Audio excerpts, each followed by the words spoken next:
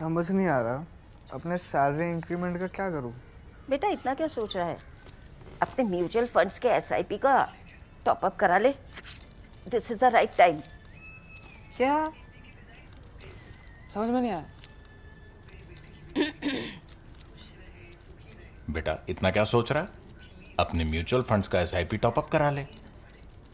This is the right time. अब समझा।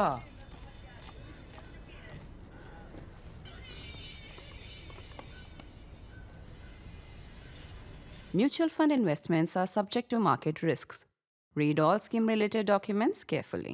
नमस्कार, सलाम, सत श्री अकाल। शेखर से सवाल में आप सबका बहुत बहुत स्वागत है। मैं हूं सबिका सैयद और हमारे साथ है द प्रिंट के editor in chief Shekhar Gupta. Shekhar, अभी हम जब बात कर रहे हैं, एक बहुत बड़ा चर्न हुआ है आम आदमी पार्टी में। राघव चड्ढा के साथ 6 और एमपीज जो हैं राज्यसभा के, वो बीजेपी ज्वाइन कर चुके हैं, आपको छोड़ चुके हैं। इसी पे श्रीजन रावत ने एक सवाल पूछा है। वो कह रहे हैं कि रिसेंटली जो राघव चड्ढा ने बीजेपी को ज्वाइन किया है, इसका बीजेपी और आप पर क्या इम्पैक्ट पड़ेगा? देखिए, आप वन मैन पार्टी है, तो आप तो अरविंद केजरीवाल से चलती है। पहले भी बहुत छोड़ के चले गए, वोट उनके साथ ही रहता है। इन पार्टीज के साथ यही होता है।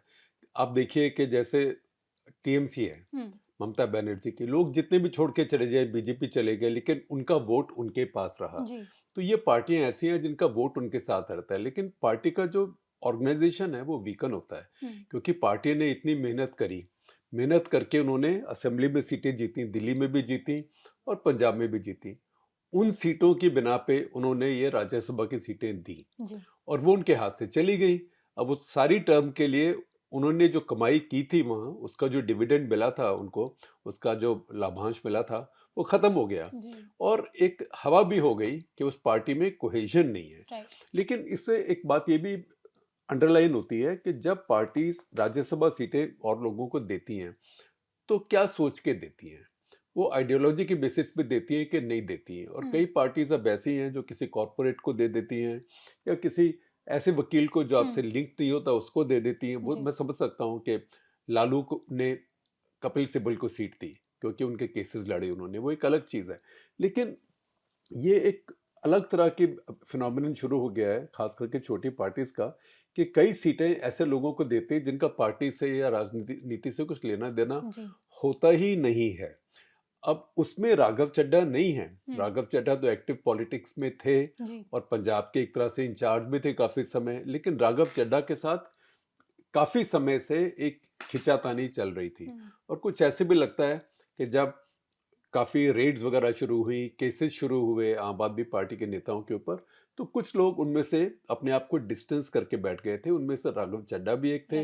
और राघव चड्ढा से अब बात करेंगे, उनकी कई तकलीफ भी होंगी, उनकी कई शिकायतें भी होगी, क्योंकि ऑल सेड एंड डन मैं जो कह रहा हूँ अभी लगेगा कि जैसे मैं सिंपैथेटिक हूँ केजरीवाल की तरफ या आम आदमी पार्टी की तरफ। मैं इस तरफ सच्चाई की एक इक्वेशन बता रहा हूँ, लेकिन ये भी सच्चाई है उसकी जो दूसरा साइड है, other side of the coin, कि जैसी वन मैन पार्टीज होती हैं, one leader parties, one man कहना ठीक नहीं है, सब मैन नहीं है। उन पार्टीज में एक डिक्टेटोरियल सिस्टम भी होता है, क्योंकि उनका जो नेता होता है वो सुप्रीमो होता है। तो उसको एक दिन कोई पसंद नहीं आया, तो जैसे आप देखें कि प्रशांत भूषण के साथ हुआ, योगेंद्र यादव के साथ हुआ, कुमार विश्वास, स्वाति मालीवाल, तो उसी कतार में अब एक राघव चड्ढा भी आ गए। उनके साथ ज्यादातर लोग जो गए हैं उनमें ज्यादातर लोग तो पॉलिटिकल हैं ही नहीं। उनमें से एक आध के ऊपर पीछे कुछ रेड वगैरह भी हुई थी। शेखर, अब इसी में मेरा एक फॉलो अप सवाल ये है कि जो संजय सिंह ने आज प्रेस कॉन्फ्रेंस करी, उसके बाद भगवंत मान ने भी प्रेस कॉन्फ्रेंस करी, वो कह रहे हैं कि पंजाब के जो लोग हैं वो राघव चड्ढा को कभी माफ नहीं करेंगे और जो भी डिफेक्टिंग एमपीज हैं उनको माफ नहीं करेंगे। आपको क्या लगता है पंजाब में आपकी परफॉर्मेंस पे इसका क्या इम्पैक्ट पड़ेगा? देखिए, पहली बात तो ये कि ये लोग तो पंजाब से चुन के आए ही नहीं और ना इनको पंजाब में कभी चुनाव लड़ना है। ये तो राज्यसभा सीट तो पार्टी का गिफ्ट होता है आपको, क्योंकि पार्टी के पास इतने एमएलए हैं, पार्टी आपको एलोकेट करती है। अब आपने वो गिफ्ट लेने के लिए क्या कैसे अर्न किया, वो बात ऐसे कैमरे पे कहना ठीक नहीं है, उसके ऊपर अटकल लगाना। तो ठीक है, आप एक तरीके से वहां गए, आपको इलेक्शन लड़ना नहीं है, तो पंजाब के लोगों ने माफ करें ना करें उससे खास फर्क नहीं पड़ता। कई लोगों के तो वहां पे कई लोगों के तो वहां पे बिजनेस चल रहे हैं, वो चलते रहेंगे, किसी को क्या फर्क पड़ता है। तो वो इशू नहीं है, लेकिन इशू ये ज़रूर है कि पंजाब में एक हवा होगी कि देखिए आम आदमी पार्टी ने लोगों को बिना बात राज्यसभा की सीटें दी, जी और क्योंकि वो उनके अपने कमिटमेंट के आदमी नहीं थे, लोग नहीं थे, तो इसलिए उनको ये सेटबैक हुआ। मैं जी आदमी फिर नहीं कहना चाहता, क्योंकि स्वाति मालीवाल भी तो पहले नाराज हुई हैं या उनको नाराज किया है आम आदमी पार्टी ने।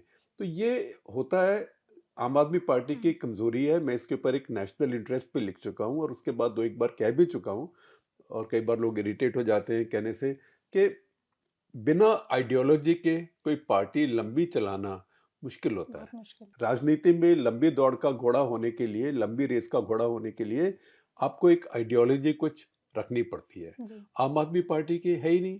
मैं एंटी करप्शन हूँ, मैं आपको मुफ्त ये दे दूंगा, मैं आपके अच्छे हॉस्पिटल बना दूंगा, वो सब अच्छी बातें हैं, वोटर को पसंद आती हैं, लेकिन जो ग्लू होता है, जो चिपकाता है वोटर को भी और आपके पार्टी के कार्यकर्ता को भी और आपकी पार्टी के नेता को भी आपकी पार्टी के साथ, वो आइडियोलॉजी है। जी वो आम आदमी पार्टी की अभी तक नहीं है। जी। अब शेखर, हम वापस दुनिया की तरफ, एक बड़ा मुद्दा जो चल रहा है वो Iran, US, Hezbollah, Israel, seize fire negotiation talks, उस पे चल रहा है। इसी पे दिव्यांश गुप्ता ने ये सवाल पूछा है कि क्या ईरान का बात करने से हिचकिचाना एक स्ट्रेटेजिक पोजीशनिंग है या फिर एक सिंगल स्ट्रॉन्ग लीडरशिप की कमी का रिजल्ट है? और आपके ऑफ द कफ में मिस्टर राजा ने भी बोला था कि 80% पॉपुलेशन ईरान में रजीम चेंज चाहती है। क्या ये लोग सड़कों पर आएंगे अगर वॉर जैसी सिचुएशन कंटिन्यू होती है? देखिए, पहली बात तो ये कि ईरान जैसे देश में सड़कों पे आना बहुत मुश्किल होता है। ऐसे नहीं कि आप यहाँ सड़क पे आ गए, कोई आपको बंद कर देगा। मान लीजिए किसी ने किसी को यूरोपा में बंद कर दिया, लेकिन बंद ही किया ना, ईरान में तो मैसेकर हो जाएगा। जब जनवरी में लोग आए थे, जनवरी 15 को, तो करीब 35 से 37 हज़ार लोगों को मार दिया गया। जी फिर बेचारे चले गए चुपचाप, और जो आए भी, सबका सब जगह कैमराज हैं, और एआई को यूज़ करके, चाइनीज़ टेक्नोलॉजी लेके सबको पहचाना गया। बाद में उनके घर जाके हंट किया गया। अब भी आप देखें कि रोज़ 3 4 5 लोगों का एग्जीक्यूशन हो रहा है, पीछे लड़कियों का भी कुछ हुआ है। तो ये अलग तरह की सोसाइटी, इतना आसान नहीं होता, बहुत हिम्मत चाहिए वहाँ पे सड़क पे आने के लिए। पहली बात तो ये। दूसरी बात, जो आपने पहला सवाल पूछा, वो ये है कि ये इस समय ईरान और अमेरिका दोनों की वही बात है जो हिंदी में तो सब लोग जानते हैं, जो सांप छछूंदर वाली बोलते हैं, कि सांप छछूंदर को मुंह में पकड़ लेता है, छछूंदर को ना वो छोड़ पाता है ना उसको खा पाता है। तो यही कुछ हो रहा है, और दोनों फंसे हुए इसी चक्कर में, क्योंकि जो थोड़ा कंसीड करेगा, लगेगा कि वो थोड़ा सा हारा तो नहीं लड़ाई, पर उसने समझौता ज़्यादा कर लिया। तो ट्रम्प को भी दिखाना है कि मेरी टोटल विक्ट्री है। वो रोज़ बोलते हैं कि स्ट्रेट ऑफ हॉर्मुज़ मेरे पास है, कुछ नहीं है, ईरान ख़त्म है, वहाँ आपस में लड़ाई है। और ईरान को ये दिखाना है कि हम तो लड़ाई जीत गए हैं, क्योंकि वो इतनी बड़ी पावर है, हम उसके खिलाफ खड़े हुए हैं। और फिर वो क्लेम भी करते हैं कि हमने उनके एयरक्राफ्ट कैरियर को ठोक दिया, उनके शिप सब दूर चले गए, वगैरह वगैरह वगैरह। तो ये सब क्लेम्स और काउंटर क्लेम्स चलते रहते हैं। लेकिन ये सच्चाई ज़रूर है कि ईरान के पास एक लिवरेज है। वो लिवरेज है कि जो गल्फ़ के अरब देश हैं, सऊदी अरेबिया, कतर, बहरीन, इनमें लड़ने का बिल्कुल भी जिगरा नहीं है। हालांकि उन्होंने बड़ी अपनी कलरफुल फौजें बना ली हैं। सबसे बड़े, कई साल तो सबसे बड़े आर्म्स इंपोर्टर सऊदी अरेबिया रहते हैं, पर उनको लड़ना नहीं आता, ना उनको लड़ना है। उनको हर काम के लिए पाकिस्तानी चाहिए, और पाकिस्तानी भी आके ईरान से तो नहीं लड़ेंगे। तो ये जो देश हैं, ये इस समय बहुत वल्नरेबल हैं, और उनकी बड़ी बड़ी एनर्जी की एस्टैब्लिशमेंट्स हैं।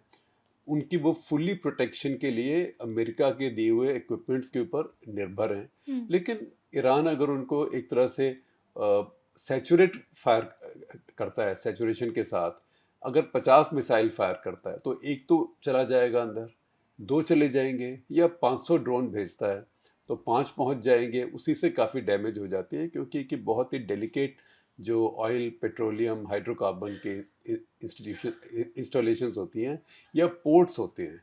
तो ये ईरान ने एक धमकी दी हुई है, जिससे कि ये सब देश डरते हैं। तो इन सब देशों की इस समय दम दबा के बैठने की स्थिति है।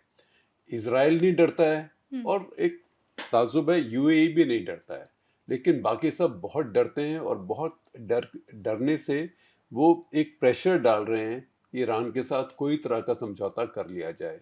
तो ये ईरान की ये ईरान की एक पावर है। दूसरी ईरान की पावर ये है कि स्ट्रेट ऑफ हॉर्मुज से काफ़ी दुनिया का, खास करके जो ईस्ट है, जैसे इंडिया ईस्ट में आ गया, पाकिस्तान भी ईस्ट में ही आता है उनसे, लेकिन पाकिस्तान वहाँ से काफ़ी कुछ सड़क से आ जाता है। जितनी पाकिस्तान की ज़रूरत है, ट्रक से पुरानी स्मगलिंग होती है ऑयल की, ईरान से कोई नई बात नहीं है, वो लाइनें लगी होती हैं ट्रक्स की। लेकिन इंडिया है, बांग्लादेश, श्रीलंका, ये तो यहाँ नज़दीक हो गए। फिर आप देखिए कि Malaysia, Indonesia, Singapore, Japan, South Korea, China, इन सब के पास तेल यहाँ से जाता है। तो वो सब इस समय स्क्वीज हो रहे हैं, तो उन सब से भी प्रेशर आता है कि भाई इसको ज़रा ईज कीजिए। सब जगह इन्फ्लेशन भी बढ़ रहा है। तो ये दोनों साइड की अपनी अपनी लिवरेज है, और दोनों साइड अपनी अपनी लिवरेज खेल रहे हैं। और जिसको अंग्रेजी में कहते हैं गेम ऑफ चिकन, एक अमेरिकन सिस्टम है। चिकन क्या होता है कि आगे से गाड़ी एक आदमी चला के आ रहा है, बेवकूफ़ लोग करते हैं ऐसे, आप कोई कीजिएगा नहीं इसको, और देखते हैं सामने खड़ा है, कौन हटेगा। तो जो ड्राइवर आ रहा है वो पहले गाड़ी हटाएगा, या जो लड़का सामने खड़ा हुआ है वो पहले हटेगा। इसको गेम ऑफ चिकन कहते हैं। तो वही कि जो हट गया वो चिकन, डरपोक। तो बेवकूफ़ी का खेल है। तो वही बेवकूफ़ी का गेम ऑफ चिकन इस समय अमेरिका और ईरान के बीच में भी हो रहा है। जी। अब शेखर, यही जो आप गेम ऑफ चिकन की बात कर रहे हैं, इसमें बीच में आ गया है पाकिस्तान, जो मीडिएटर की तरह काम कर रहा है। इसी पे ब्लूटूथ X6W ने सवाल पूछा है। वो कह रहे हैं कि पाकिस्तान और field marshal Asim Munir gulf region में ज़्यादा पॉलिटिकली पावरफुल हो रहे हैं और ट्रंप की नज़र में भी आ रहे हैं। क्या इंडिया आज और फ्यूचर में उनकी बढ़ती पावर को इग्नोर कर सकता है? देखिए, बढ़ती पावर और बढ़ती अटेंशन, ये फ़र्क होते हैं। एक लाइन अब किसी ने लिखी, काश मैंने लिखी होती, तो मेरे को तो उनसे जलन ही हो रही है, क्योंकि वो इतनी स्मार्ट लाइन है। वो हैप्पीमोन जैकब ने लिखी है। उन्होंने लिखा है अपने आर्टिकल में, हैप्पीमोन जैकब एक स्कॉलर हैं, स्ट्रेटेजिक स्कॉलर हैं। उन्होंने लिखा है कि Pakistani army always lands up on the right side of events but wrong side of history. तो वो हमेशा ऐसे में घुस जाते हैं कुछ करने के लिए। उस समय उन्हें बहुत पब्लिसिटी, नाम होता है, और सबके अपने पैसे वैसे बाहर बन जाते हैं। पहले तो उनके लंदन में फ्लैट बनते थे, अब लंदन के अलावा अमेरिका में फ्लैट्स, एस्टेट्स, कनाडा में किसी की बड़ी पिज़्ज़ा कंपनी में शेयर आ गया, किसी का बड़ी कॉफ़ी शॉप चेन में शेयर आ गया, दुबई में बहुत प्रॉपर्टीज़ हो गई। तो वो उनके अपने फ़ायदे हो जाते हैं, लेकिन अल्टीमेटली उनके देश का नुकसान होता है। जैसे आप देखें कि 1971 की जंग से पहले पाकिस्तान चुपचाप हेनरी किसिंजर को लेके पाकिस्तान से सीक्रेटली चीन गया, और वहाँ पे माओ और चू एन लाई से मिलवाया, और अमेरिका और चाइना के रेपरोशमा हो गया। तो पाकिस्तान का दर्जा तो एकदम बहुत बढ़ गया उस समय। लेकिन उसके 5 महीने के अंदर अंदर पाकिस्तान के 2 टुकड़े हो गए। तो इसको कहते हैं landing on the right side of events, wrong side of history. वो लाइन मेरी नहीं है, तो मैं धन्यवाद के साथ में हैप्पीमोन जैकब से वो लेता हूँ। और उसके, हालांकि ये बात हम बार बार ये कह चुके हैं, मैं नेशनल इंटरेस्ट में भी 2-3 बार रिपीट भी कर चुका हूँ। अरुण शौरी हमको सिखाते थे कि never under estimate the power of repetition, कि कई बार किसी चीज़ को बार बार रिपीट करना पड़ता है, क्योंकि लोग भूल जाते हैं, और वैसे भी हर बात बार बार रेलिवेंट हो जाती है। तो उसमें आप देखेंगे जब भी पाकिस्तान ने यही काम किया, जैसे 1989 में, 71 और 89 के बीच में पाकिस्तान कंप्लीटली इरेलीवेंट था। लेकिन 89 नहीं, 1979 लेके देखिए, 1979 में, 1979 में, 1971 एंड में जब पाकिस्तान जंग हारा, और उसके बाद 79 तक वो बिल्कुल इरेलीवेंट था, कोई नहीं पूछता था उसको। अचानक सोवियत इन्वेजन हो गया। जो सोवियत इन्वेजन हुआ भी, वो पाकिस्तान 4 साल से प्लान कर रहा था, क्योंकि अफगान जो बाद में मुजाहिदीन बने, जो वहाँ पे इस्लामिस्ट फोर्सेस थी, क्योंकि अफगानिस्तान में जो राज था उस समय, वो सोवियत ग्रुप का, सोवियत सपोर्टेड रिजीम था वहाँ पे, जो कि लेफ्टिस्ट था। वो कम्युनिस्ट कहते नहीं थे अपने आप को, लेकिन वो लेफ्टिस्ट थे। और वहाँ भी काबुल अगर आप जाते हैं उस समय, तो आप देखते हैं मॉडर्न कपड़े पहन के लोग घूम रहे हैं, महिलाएं भी घूम रही हैं स्कर्ट्स पहन के। थोड़ी सी माइनॉरिटी के लिए था, लेकिन वो था माइनॉरिटी, मतलब कोई एथनिक माइनॉरिटी नहीं, माइनॉरिटी पॉपुलेशन थी। बाकी तो वो डीपली कंजर्वेटिव सोसाइटी थी। तो उसके खिलाफ जो मौलवी लोगों ने अपना एक रिबेलियन बनाया, वो पाकिस्तान आईएसआई ने उसको कल्टीवेट करना शुरू किया। तो बाद में जितने भी मुजाहिदीन नेता बने, गुलबुद्दीन हिकमतयार को मिला के, सयाफ, हिकमतयार, गनी, ये सब लोग जो थे मुजद्दिदी, इन सबको एक समय में मिला भी जब मैं अफगान वॉर कवर कर रहा था। ये सब 75 से पाकिस्तान में रह रहे थे, कल्टीवेट हो रहे थे। जब मौका आया, जब इन लोगों ने काफ़ी मुसीबत कर दी, वहाँ की सरकार की जो प्रो सोवियत सरकार थी, तो सोवियत यूनियन वहाँ सेना लेके आ गई। जब वो लेके आ गई तो पाकिस्तान को मौका मिल गया कि अब हम इसमें अमेरिका की मदद करेंगे। और उसमें सिर्फ अमेरिका नहीं था, अमेरिका भी था, चाइना भी था, सऊदी अरेबिया भी था, ईरान भी था। सब देश इकट्ठे होके आए थे सोवियत यूनियन के खिलाफ, क्योंकि उनको लगा, अमेरिका को लगा कि मौका मिल गया। वियतनाम में इन्होंने हमारे कपड़े उतारे थे, अब अफगानिस्तान में हम इनके कपड़े उतारते हैं। तो उसमें पाकिस्तान एक साथी बन गए। लेकिन फिर क्या हुआ, उसके बाद आपके यहाँ बच गए 1 करोड़ रेफ्यूजीज, और उसके यहाँ आपके यहाँ बच गए तालिबान। फिर दोबारा से जब 9/11 हुआ, आपने फिर अमेरिका से कहा देखो अब 9/11 आपके यहाँ आतंकवाद हो गया, हम आपकी मदद करेंगे। अमेरिका को भी पता था कि आतंकवाद शुरू तो यहाँ से हुआ है, पर फिर भी वो उसके साथ लड़ाई पाकिस्तान की मदद के बिना नहीं कर सकते थे। तो पाकिस्तान फिर मिल गया। वो 10-12 साल में पाकिस्तान को करीब 22-23 बिलियन डॉलर एड मिली। पाकिस्तान जैसे इकोनॉमी के लिए वो बहुत बड़ी चीज़ है। पाकिस्तान की इकोनॉमी तो अभी भी 400 बिलियन डॉलर की नहीं हुई है। उस टाइम कितनी होगी, मेरे ख्याल 200 बिलियन के आसपास कुछ होगी। उसमें 22-23 बिलियन ऐसे ही आ रहा है, मिलिट्री एड भी और सिविलियन एड भी।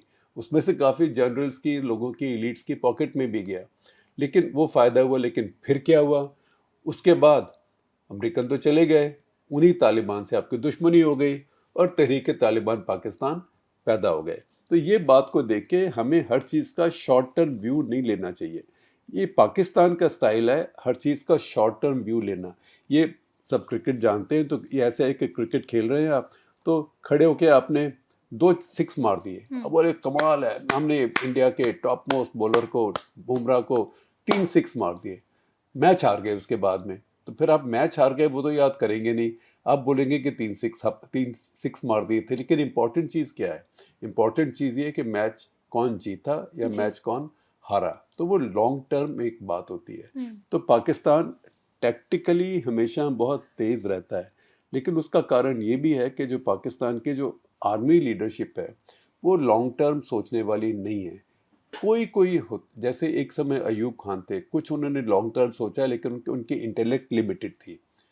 ज़िया चालू थे और बहुत शातिर थे, उन्होंने कुछ लॉन्ग टर्म सोचा भी।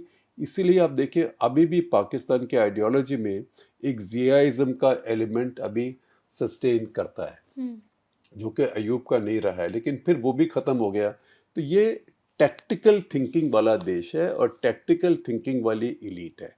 ये स्ट्रेटेजिक थिंकिंग वाला ना देश है ना उसकी ये एलीट है। तो हमें ये समझ के अपने दिमाग में रख के चलना चाहिए, लेकिन इसमें ये भी तैयारी रखनी चाहिए कि पाकिस्तान से आपको हमेशा टैक्टिकल सरप्राइज मिलते रहेंगे। जी।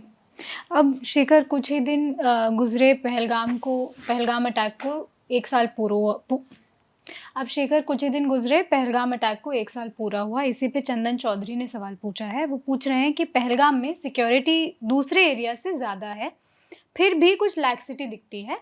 क्या हमें और बेटर प्रिपेयर्ड होना चाहिए और सिक्योरिटी को ज़्यादा सीरियसली लेना चाहिए, या फिर थोड़ा रिलैक्स करना ठीक है क्योंकि पाकिस्तान अभी यूएस ईरान नेगोशिएशन में बिजी है? देखिए, सिक्योरिटी को कभी भी रिलैक्स नहीं करना चाहिए, कभी भी, क्योंकि सावधानी हटी दुर्घटना घटी। और ये तो दुर्घटना भी नहीं है, तो कोई तैयारी करके बैठा हुआ है। तो सिक्योरिटी को रिलैक्स करने का कोई तरीका नहीं है, लेकिन सिक्योरिटी के लिए ऊपर न्यूरोटिक भी नहीं होना चाहिए। अब ऐसा तो आप कर नहीं सकते कि चप्पे के ऊपर कोई फौजी खड़ा हुआ है या कोई सीआरपीएफ वाला खड़ा हुआ है, इतने लोग भी नहीं है, लेकिन वो करेंगे भी क्या वहाँ पे, और क्या वो हर किसी को शक की निगाह से देखेंगे? तो लोगों को भी नॉर्मलसी चाहिए, जो वहाँ टूरिस्ट चाहते हैं उनको भी नॉर्मलसी चाहिए। तो ये सिक्योरिटी इन डेप्थ होती है, सेंसर्स होते हैं। अब जैसे यहीं पे आप देख लीजिए बैसारन में, अगर मान लीजिए वहाँ पे ठीक ठाक अच्छी तरह से कैमरास वगैरह लगे होते, उसके एंट्री पे कैमरास वगैरह लगे होते, तो इन लोगों ने 100 बार सोचा होता अंदर जाने से पहले। तो ये लापरवाहियाँ थी, ये सब सबक सीखे गए हैं और एक हमारे यहाँ कुछ ऐसे भी होता है, आप देख के किसी घर में चोरी हो जाए, भगवान ना करे किसी के घर में चोरी हो, पर कहीं चोरी हो जाए, कहीं मर्डर हो जाए, अगले दिन पुलिस वहीं आके खड़ी हो जाती है, कई हफ्ते वहीं खड़ी रहती है। अरे भाई, जो चोरी होगी जिस घर में, वो दोबारा वह चोर वहीं थोड़ा आएगा। यहाँ जहाँ मर्डर हो गया, मर्डर वहाँ दोबारा थोड़ा ही आएगा। लेकिन फिर वो कुछ ऐसी हमारी साइकोलॉजी बन जाती है। तो अब ये थोड़ा कि अगली बार वो बैसारन में, पहलगाम में ही आएंगे। कुछ करना है कहीं और कर सकते हैं, कश्मीर के बाहर कर सकते हैं, उन्होंने बाहर पहले किया भी है। तो ये सारी बातें सोच के रखना चाहिए, क्योंकि ये बहुत एक लंबे दौर की लड़ाई है और लंबे दौर की प्रोटेक्शन भी है और लंबे दौर का एक कैंपेन भी है, क्योंकि भारत के स्टेक्स बहुत हाई हैं और भारत को अपने स्टेक्स की और अपनी सोसाइटी की सुरक्षा करनी है और अपनी सोसाइटी का कोहेशन भी करना है। क्योंकि ऐसा नहीं होना चाहिए कि ऐसे ऐसे इंसिडेंट से हमारी सोसाइटी अंदरूनी तरीके से बंटनी शुरू हो जाए। वो पाकिस्तान के लिए या हमारे किसी भी दुश्मन के लिए सबसे बड़ा गिफ्ट होगा। जी शेखर, पहलगाम अटैक के बाद शुरू हुआ ऑपरेशन सिंदूर, इसी पे संचित सुमन ने सवाल पूछा है। वो कह रहे हैं कि ऑपरेशन सिंदूर के बाद आपने कहा था कि इंडिया के पास अभी भी प्यूनिटिव एक्शन के लिए इनफ फायर पावर नहीं है डिस्पाइट ऑपरेशन सक्सेसफुल होने के। 1 साल बाद क्या आपको लगता है कि हमने इनफ प्रोग्रेस की है कि ऐसे एक्शन के लिए केपेबल हों? मैंने ये इसलिए, वो कह रहे हैं कि वो इसलिए पूछ रहे हैं ये क्योंकि हम पाकिस्तान के अगेंस्ट टेरर स्ट्राइक्स पर अपना रिस्पॉन्स धीरे धीरे इंटेंस कर रहे हैं। अगला स्ट्राइक जो होपफुली ना हो, शायद और एडवांस सिस्टम्स मांगेगा। क्या हम उसके लिए रेडी हैं? देखिए, हम रेडी होने की कोशिश कर रहे हैं, लेकिन 1 साल में ऐसा कुछ नहीं होता है। ये कुछ ऐसा नहीं है कि आप खिलौने की दुकान पे गए, हेमलीज पे गए और वहाँ से बोले इतने हेलीकॉप्टर, इतने प्लेन, ऐसे नहीं होता है। आप पहले सोचते हैं क्या चाहिए, फिर नेगोशिएट करते हैं, फिर कोई बनाना शुरू करता है। और ये सिर्फ इंपोर्ट के ऊपर नहीं है, आपको अपना भी बनाना है तो आपको पहले सोचना पड़ेगा, डॉक्ट्रिन डेवलप करना पड़ेगा, फिर ऑर्डर देंगे, फिर जिसको ऑर्डर देंगे, मान लीजिए इंडियन कंपनी को आप BHEL को ऑर्डर देते हैं या भारत इलेक्ट्रॉनिक्स को, भारत डायनामिक्स जो मिसाइल बनाता है, हमारा पब्लिक सेक्टर की कंपनीज सारी है, तो फिर वो उसके लिए चिप्स ढूंढेगा, फिर वो उसके लिए मेटलर्जी ढूंढेगा। तो इन सब चीज़ों में समय लगता है। लेकिन मैं कहूँगा कि कम से कम जो स्टॉक पाइलिंग ऑफ एम्यूनिशन है, क्रिटिकल एम्यूनिशंस, वो कुछ हद तक शुरू हुआ है।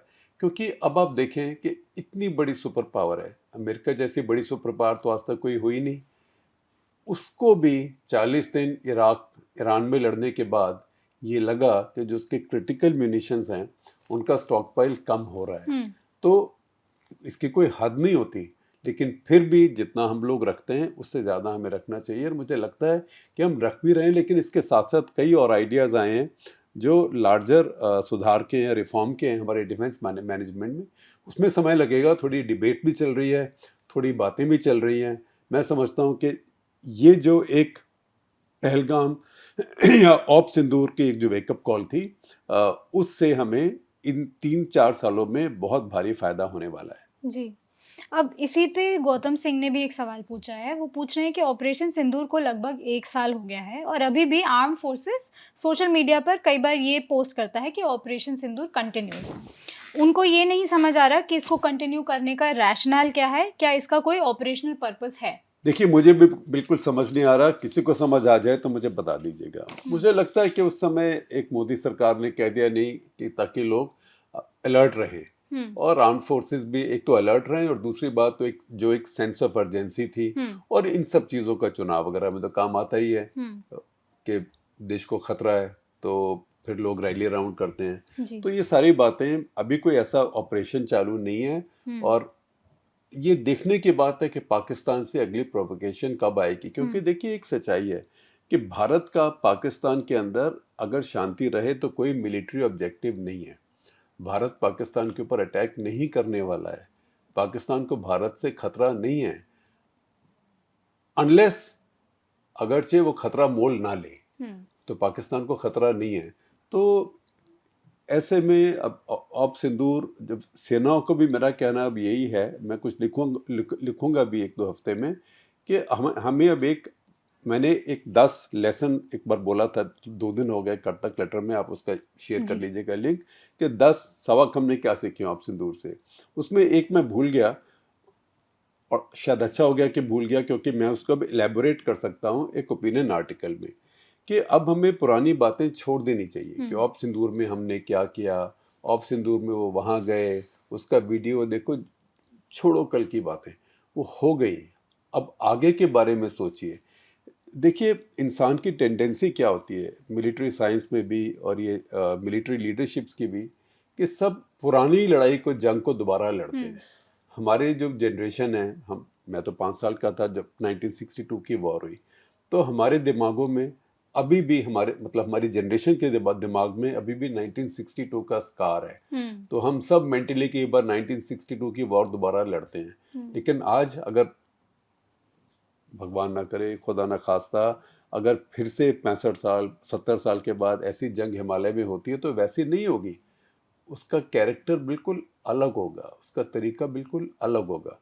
तो हमेशा ये जो हो गया सो हो गया। पॉलिटिशियन जो कहते हैं उनको कहने दीजिए, लेकिन जो खास करके जिनको देश को सुरक्षित रखना है, उनको अब आगे की सोचना है, पीछे की बात बंद कर देनी है। जी शेखर, अब हाल ही में एक बात जो बहुत जिस पे डिस्कोर्स हो रहा है वो कांग्रेस के जो टॉप लीडर्स हैं उनके रिमार्क्स पे हो रहा है। पवन खेरा का नाम आता है, मल्लिकार्जुन खड़गे का नाम आता है। इसी पे सृजन रावत एक सवाल पूछ रहे हैं, कह रहे हैं कि रिसेंटली में पवन खेरा ने जो पासपोर्ट्स दिखाए हेमंत बिस्वा शर्मा और उनकी फैमिली के, वो फेक निकले। गवर्नमेंट ने कंफर्म किया। अगर ये सही में सही है, गवर्नमेंट कह रहा है कि वो फेक है, अगर ये सही है तो कांग्रेस लीडर्स के ऐसे रिमार्क्स करना जो वेरीफाइड नहीं है, क्या उनके लिए काउंटर प्रोडक्टिव नहीं है? और मल्लिकार्जुन खड़गे का कहना कि गुजरात वोटर्स इलिटरेट हैं अनलाइक केरला, या पीएम को टेररिस्ट कहना, क्या ये उनकी स्ट्रैटेजी के लिए काउंटर प्रोडक्टिव नहीं है? देखिए, थोड़े से कई बार लगता है कि कांग्रेस की तरफ से समझदार लोग भी हैं, लेकिन कई लोग या तो खिसियाए हुए लगते हैं, या फिर लगता है कि अपनी नेताओं को खुश करने के लिए ऐसी बातें बोलते हैं। और बोलते हैं, अरे ऐसी बातें तो मोदी जी बोलते थे जब वो सत्ता से बाहर थे, कैंपेन कर रहे थे, या ऐसी बातें तो बीजेपी वाले बोलते ही रहते हैं। लेकिन अगर ट्रोलिंग ही करनी है, मेरी भी ट्रोलिंग करते हैं, सब करते हैं, कांग्रेस वाले भी करते हैं। कुछ जो लोग आपने बताया वो तो खास करके टारगेट करते हैं, ठीक है। लेकिन मेरी भी जो ट्रोलिंग करते हैं, मेरे यही कहना है कि देखो, इससे ट्रोलिंग से कोई डरता नहीं है। और जहाँ तक मेरा सवाल है, तो मेरे को तो बहुत हैवी ड्यूटी ट्रोलिंग की आदत है। तो ट्रोलिंग में भी कांग्रेस वाले बीजेपी वालों से बहुत पीछे हैं। जी जितनी ट्रोलिंग उनको करनी आती है, ये तो दूसरी क्लास के बच्चे हैं और वो पीएचडी लेके बैठे हुए हैं। तो कम से कम वो लड़ाई तो लड़ो जो आप लड़ सकते हो। जी तो आप रिसर्च करो, आप फैक्ट्स लेके आओ, आप बोलो आपके ग्रोथ फिगर्स ऐसे हैं, आपके ग्रोथ फिगर्स ऐसे हैं, आपके इस चीज़ पर क्लेम ऐसा है, आपने पेट्रोलियम रिजर्व क्यों नहीं रखा है, क्योंकि लॉ पास हुई है आपके पास, रखने की जगह भी आपने क्यों नहीं रखा है, आपने एलपीजी सप्लाई क्यों डाइवर्सिफाई नहीं की। मैं आप उनको टॉकिंग पॉइंट्स नहीं दे रहा हूँ, मैं बड़ी ऑब्वियस बातें बोल रहा हूँ कि अगर दिमाग इस्तेमाल करना है जी और थोड़ा सा सोचना है और कुछ काम करना है। देखिए, सत्ता आपको वैसे नहीं मिलती है, और ख़ास करके जब आप सत्ता में इतने दिन बाहर रहे हो, आपके वर्कर भी परेशान हो गए, चले गए। और कांग्रेस पार्टी की जो वर्कर बेस है वो आइडियोलॉजिकल नहीं है, वो जो मर्जी कह लें, पर आइडियोलॉजिकल नहीं है। बीजेपी का आइडियोलॉजिकल है, लेफ्ट का आइडियोलॉजिकल है, या आप देखें ममता बनर्जी का है, समाजवादी पार्टी का है, इनका कल्ट है, जी लॉयल्टी। लीडर के साथ कल्ट है, लॉयल्टी है। कांग्रेस पार्टी में स्पॉइल सिस्टम है कि आपको मिल रहा है सत्ता से, पॉलिटिक्स से, तो आप हैं वहाँ पे, नहीं तो आप टूट जाते हैं। अब आप देखिए कांग्रेस पार्टी कितनी बार टूटी है, इतनी बार टूटी है कि ABCDEFG सब मुझे लगता है अल्फाबेट में भी खत्म हो जाएंगे। एक CFT भी बन गई थी, कांग्रेस फॉर डेमोक्रेसी, YSRCP बन गई। तो हर जगह अलग अलग, TMC भी कांग्रेस है, तो हर जगह नई नई कांग्रेस बन गई है। तो ये क्यों बनती है? क्योंकि आइडियोलॉजिकल कमिटमेंट उस पार्टी में पुअर है। तो उसमें लोगों को ये अगर चाहिए कि हमें सत्ता वापस मिले, तो फिर उसके लिए बहुत मेहनत करनी पड़ेगी और बहुत बैठ के काम करना पड़ेगा, और लगातार उस पर काम में लगे रहना पड़ेगा। ये नहीं कि मैंने एक ट्वीट लिख दिया, इतने रीट्वीट हो गए, थोड़े से प्रमोट करके ज़्यादा रीट्वीट करा लिए, या इंस्टाग्राम में डाल के थोड़ा सा प्रमोशन, 10,000 रुपये में मेरे ख्याल 50,000 आपके रिपीट हो जाते हैं। तो ऐसे ऐसे ड्रामेबाजी करके आप अपने हेडमास्टर को खुश कर सकते हैं। और ऐसे में आपका जो हेडमास्टर हैं या आपके नेता, अगर वो खुश हो जाएं, तो इसका मतलब यह है कि वो ज़्यादा सोच नहीं रहे हैं, वो कंप्लेसेंट हैं। तो इससे कांग्रेस को फायदा होने वाला नहीं है। और अगर वो एक गाली निकालेंगे तो बीजेपी वाले तो 500 गालियां निकाल सकते हैं। शेखर, अब हाल ही में डिलिमिटेशन एक्सरसाइज और विमेंस रिजर्वेशन बिल पे काफ़ी बात हो रही है। इसी पे सेनापति ने भी एक सवाल पूछा है। वो पूछ रहे हैं कि पॉपुलेशन 2060 तक बढ़ने वाली है, क्या एमपीज़ की संख्या कैप कर देनी चाहिए ताकि 1000 से ज़्यादा मेंबर हाउस में होने से लेजिस्लेटिव एफिशिएंसी डाइल्यूट ना हो, या फिर इफेक्टिव डेमोक्रेटिक रिप्रेजेंटेशन के लिए एमपीज़ की संख्या बढ़ते रहना ज़रूरी है? देखिए, ये इसके बीच में एक बैलेंस चाहिए, क्योंकि रोज रोज तो बढ़ा नहीं सकते। तो 25 साल 50 साल अब तो बहुत साल से बढ़ी नहीं है। तो ये सिर्फ नंबर बढ़ाने का फायदा नहीं है, क्योंकि एमपी हमारे जैसे हमारे कल्चर है, पॉलिटिकल कल्चर जैसी बन गई है। एमपी की तरह काम करता ही नहीं है। वो तो वहाँ पे सिर्फ एक भेड़चाल करता है। जो पार्टी ने बोला उसको वोट कर दिया, उसका अपना व्यू होता नहीं है। तो ये अमेरिकन सिस्टम की तरह या ब्रिटिश सिस्टम की तरह नहीं है। मैंने एक बार नेशनल इंटरेस्ट में लिखा था इसके ऊपर, विप सिस्टम के ऊपर। जी। हमारे यहाँ विप सिस्टम है। जो भी वोट होता है, आपकी पार्टी का विप कहता है इसको वोट दो, नहीं दोगे तो एंटी डिफेक्शन लॉ लगती है। लेकिन ब्रिटेन में, अमेरिका में और जो डेमोक्रेसीज हैं वो ये अप्लाई नहीं करता है। वहाँ पे सेम गवर्नमेंट के एमपीज अपने गवर्नमेंट के मोशन के खिलाफ भी वोट कर सकते हैं। तो हमारे यहाँ भी अगर रिफॉर्म होना चाहिए तो यही होना चाहिए, लेकिन किसी की हिम्मत नहीं होगी। अगर ये हम एंटी डिफेक्शन लॉ हटा भी लें विप से, तो फिर भी किसी की हिम्मत नहीं होगी करने की। तो ज़्यादा एमपीज का कोई फ़ायदा नहीं है। अब ये सोचें कि एमपी जाके अपनी कॉन्स्टिट्यूंसी का ध्यान रखेगा, अपने डिस्ट्रिक्ट का ध्यान रखेगा। ये हम जो इक्वेशन है उसको उल्टा कर रहे हैं। उल्टा क्यों कर रहे हैं? क्योंकि ये गवर्नेंस लोकल लेवल पे होना चाहिए। जी। हमारी जो लोकल लेवल डेमोक्रेसी है, पंचायत है, ज़िला परिषद है, म्यूनिसिपल कॉरपोरेशन है, जी। वो तो सब बर्बाद है। म्यूनिसिपल कॉरपोरेशंस आधे तो हमारे अभी IAS ऑफिसर ही चला रहे हैं, वहाँ इलेक्टेड बॉडीज ही नहीं है। जैसे अब बेंगलोर में देख लें, इलेक्टेड बॉडी नहीं है वहाँ पे। तो वहाँ डेमोक्रेसी चाहिए, ना कि ये कि आप यहाँ पे 10,000 एमपीज दिल्ली में कर ले। एमपीज क्या करेंगे? एमपीज तो केंद्र सरकार के कानून ही बनाएंगे ना। उसके अलावा या एमपी लैड फंड मिलेगा तो उसको 5-7 करोड़ खर्च कर देंगे, वो तो कुछ भी नहीं होता है। तो ये नंबर बढ़ाने का फ़ायदा नहीं है। ये सब कहने के बाद एक बात मैं आपसे और कहूँगा कि भारत की जनसंख्या अब इतनी नहीं बढ़ेगी जितनी पहले की आशंका थी या जितनी पहले की अटकलें लगाई जा रही थी। मैं आपको बता रहा हूँ, 5 साल के अंदर अंदर जब नई सेंसस का रिजल्ट आ जाएगा, उसके बाद से चिंता शुरू हो जाएगी कि हमारे बच्चे थोड़े ज़्यादा पैदा होने चाहिए, कम पैदा हो रहे हैं, क्योंकि हमारी सोसाइटी भी, हमारी पॉपुलेशन भी फिर ओल्डर होनी शुरू हो जाएगी। तो जो डेमोग्राफिक डिविडेंड है हमारा, वो ऑलरेडी अगर हमारे पड़ोस में आप देखें, एक हमारे पड़ोस में जो बड़ा देश है, बड़ी, मैं इंडिया पाकिस्तान कंपैरिजन कोई कंपल्सिवली नहीं कर रहा हूँ, सिर्फ इसलिए कि हमारे पास बड़ी पॉपुलेशन का वही देश है। तो अगर आप देखें पाकिस्तान में और इंडिया में इस समय जो पॉपुलेशन का मीन एज है, एस्टिमेटेड है अभी, जो नेशनल फैमिली हेल्थ सर्वे 5 से, NFHS 5 से, सेंसस तो हमारी 11 के बाद आई नहीं, अगर वो देखें तो करीब 29 साल हमारी एवरेज एज है इंडिया की। पाकिस्तान की इस समय 23 साल है, क्योंकि वहाँ बच्चे बहुत ज़्यादा पैदा होते हैं। तो मैं ये नहीं कहता कि इतने ज़्यादा बच्चे पैदा हों, लेकिन जो 29 है वो थोड़े दिन में 31, 32, 33, 34 ऐसे बढ़ती जाएगी।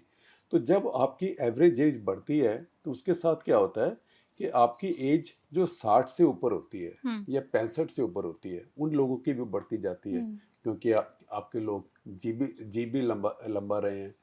उससे डिपेंडेंसी रेशो एक चीज़ होती है, वो बढ़ जाती है। डिपेंडेंसी रेशो क्या है कि आपके कितने लोग कमाई कर रहे हैं, परिवार चला रहे हैं, घर खरीद रहे हैं, गाड़ी खरीद रहे हैं, उसमें पेट्रोल डाल रहे हैं, बिजली कंज्यूम कर रहे हैं, टैक्सेस दे रहे हैं, लाइफ में ग्रो कर रहे हैं। एक तो वो पॉपुलेशन है। दूसरी पॉपुलेशन वो जो रिटायर हो गई या डिपेंडेंट है, तो उनको डिपेंडेंट कहते हैं। तो उनका जो अनुपात है, जो रेशो है, जो अर्निंग पॉपुलेशन है और डिपेंडेंट पॉपुलेशन है, उसको कहते हैं डिपेंडेंसी रेशो। तो भारत में भी डिपेंडेंसी रेशो कम है जी।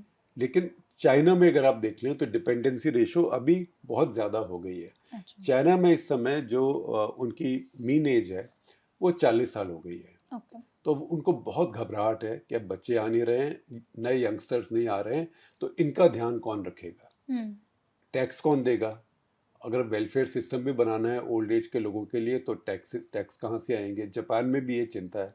तो भारत अभी वहाँ नहीं है, लेकिन मुझे लगता है कि भारत में अगले 5 साल में इस बारे में बहुत ज़्यादा डिबेट शुरू हो जाएगी, और अच्छा ही है कि अभी शुरू हो जाए, जी क्योंकि भारत को भी अब एजिंग पॉपुलेशन के लिए एक तैयारी करनी पड़ेगी। तो अब ये चिंता मत कीजिए कि 2060 में भारत की 170 करोड़ आबादी हो जाएगी, ऐसा कुछ नहीं होने वाला है।